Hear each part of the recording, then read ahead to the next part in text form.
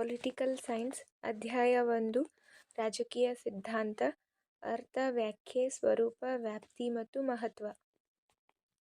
ಅರ್ಥ: ಸಿದ್ಧಾಂತ ಎಂಬ ಪದವು ಇಂಗ್ಲಿಷ್ ಭಾಷೆಯ ಥಿಯರಿ ಎಂಬ ಪದದಿಂದ ಬಂದಿದೆ ಮತ್ತು ಗ್ರೀಕ್ ಭಾಷೆಯ ಥಿಯೋರಿಯಾ ಎಂಬ ಪದದಿಂದ ಬಂದಿದೆ. ಇದರ ಅರ್ಥ ಚಿಂತನೆ, ಗ್ರಹಿಕೆ, ವಿಚಾರ ಸರಣಿ ಹಾಗೂ ಊಹೆಯಾಗಿದೆ. ವ್ಯಾಖ್ಯೆ: ಆಂಡ್ರೂ ಆಕರ್ ಅವರ ಪ್ರಕಾರ, ಆದರ್ಶ ರಾಜ್ಯ ಮತ್ತು ಸಮಾಜದ ತತ್ವಗಳ ಹುಡುಕಾಟ ಒಂದೆಡೆಯಾದರೆ, ಮತ್ತೊಂದೆಡೆ ರಾಜಕೀಯ ಅಥವಾ ಸಾಮಾಜಿಕ ವಾಸ್ತವ ಜ್ಞಾನದ ಹುಡುಕಾಟ ನಡೆಸುವ ನಿರಾಸಕ್ತಿಯುತ ದ್ವಿಮುಖ ಚಟುವಟಿಕೆಗಳ ಸಂಗಮವೇ ರಾಜಕೀಯ ಸಿದ್ಧಾಂತ. ಡೇವಿಡ್ ಹೆಲ್ಡ್ ರವರ ಪ್ರಕಾರ, ಸರ್ಕಾರ, ರಾಜ್ಯ, ಸಮಾಜಗಳ ಸ್ವರೂಪ, ಉದ್ದೇಶ ಹಾಗೂ ಲಕ್ಷಣಗಳನ್ನು ಕುರಿತಂತೆ ರಾಜಕೀಯ ಜೀವನದಲ್ಲಿ ವ್ಯಕ್ತವಾಗುವ ವಿಚಾರ, ಊಹೆ ಅಥವಾ ಹೇಳಿಕೆಗಳು ಸಂಕೀರ್ಣ ಮತ್ತು ಸಾರ್ವತ್ರಿಕ ಪರಿಕಲ್ಪನೆಯೇ ರಾಜಕೀಯ ಸಿದ್ಧಾಂತ.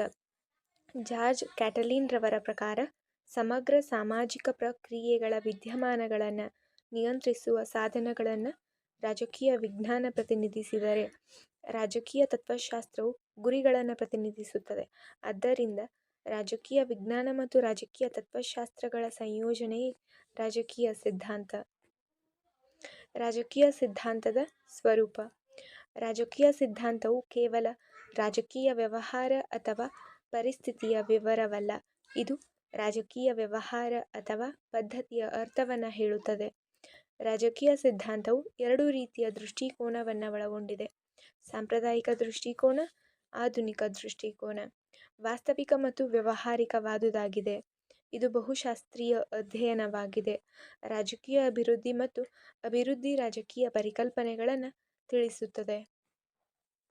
ರಾಜಕೀಯ ಸಿದ್ಧಾಂತದ ವ್ಯಾಪ್ತಿ: ರಾಜ್ಯದ ಸ್ವರೂಪ ಮತ್ತು ಉದ್ದೇಶ, ರಾಜಕೀಯ ಅಧಿಕಾರದ ತಳಹದಿ, ವ್ಯಕ್ತಿ ಸ್ವಾತಂತ್ರ್ಯ, ರಾಜಕೀಯ ಪರಿಕಲ್ಪನೆಗಳ ಅಂತರ್ಸಂಬಂಧ, ರಾಜಕೀಯ ವರ್ತನೆಗಳ ಅಧ್ಯಯನ, ಸಮಕಾಲೀನ ಸಮಸ್ಯೆಗಳು. ರಾಜಕೀಯ ಸಿದ್ಧಾಂತದ ಮಹತ್ವ: ರಾಜ್ಯಶಾಸ್ತ್ರದ ವಿಷಯದ ಪರಿಪೂರ್ಣತೆಗೆ ಸಹಾಯಕ, ರಾಜಕೀಯ ಪರಿಕಲ್ಪನೆಗಳ ಸ್ಪಷ್ಟತೆಗೆ ನೆರವು, ರಾಜ್ಯ ಮತ್ತು ಸರ್ಕಾರಗಳ ವ್ಯವಸ್ಥಿತ ತಿಳುವಳಿಕೆ, ಸಾಮಾಜಿಕ ವಿಮರ್ಶೆ ಮತ್ತು ಪುನರ್ರಚನೆಗೆ ಆದ್ಯತೆ, ಪರಸ್ಪರ ಸಹಿಷ್ಣುತೆ ಮತ್ತು ಗೌರವಗಳಿಗೆ ಪ್ರೋತ್ಸಾಹ, ಮೌಲ್ಯಗಳ ಮುಂದುವರಿಕೆಗೆ ಆಸ್ಪದ, ವ್ಯಕ್ತಿಯ ಸರ್ವತೋಮುಖ ಪ್ರಗತಿಗೆ ಕಾಣಿಕೆ.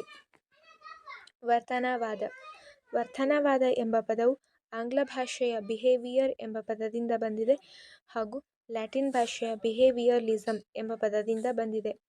ಮಾನವನ ದೈನಂದಿನ ಚಟುವಟಿಕೆಗಳನ್ನು ವೈಜ್ಞಾನಿಕವಾಗಿ ಅಧ್ಯಯನ ಮಾಡುವುದೇ ವರ್ತನಾ ವಿಧಾನ. ಡೇವಿಡ್ ಈಸ್ಟನ್ ರವರು ವರ್ತನವಾದದ ಪಿತಾಮಹ ಅಥವಾ ಪ್ರಮುಖ ಪ್ರತಿಪಾದಕರಾಗಿರುವರು.